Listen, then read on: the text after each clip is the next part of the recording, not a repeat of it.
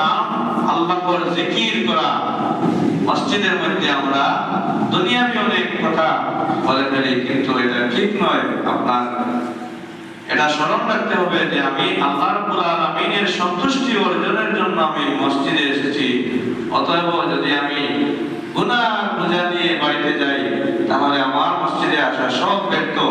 আপনার এই কথা মাথায় রাখতে হবে, আমি মসজিদের মধ্যে এসেছি আল্লাহ রাব্বুল আলামিনের সন্তুষ্টি অর্জন করেই আমি বাড়িতে ফিরব। আমরা সবাই বলে আমিন। আমাদেরকে আল্লাহ রাব্বুল আলামিন ইতিকাফ করার, জীবনে একবার হলেও ইতিকাফ করার তৌফিক দান করুন। বলেন আমিন।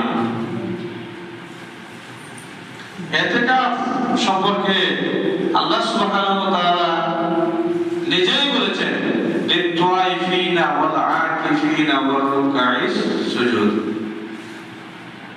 যে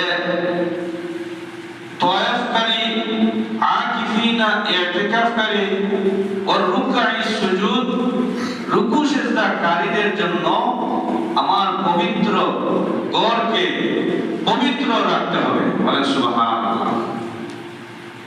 হযরত ইব্রাহিম আলাইহিস সালামকে আল্লাহ রাব্বুল আলামিন অর্ডার দিয়েছিলেন, হে ইব্রাহিম, আমার ইতিকাফকারী বান্দা যারা, রুকু সিজদাকারী বান্দা যারা, তাওয়াফকারী বান্দাদের জন্য তুমি আমার এই মসজিদকে তুমি পবিত্র রাখো। আল্লাহ তাআলা অর্ডার দিয়েছেন ইব্রাহিম আলাইহিস সালামকে।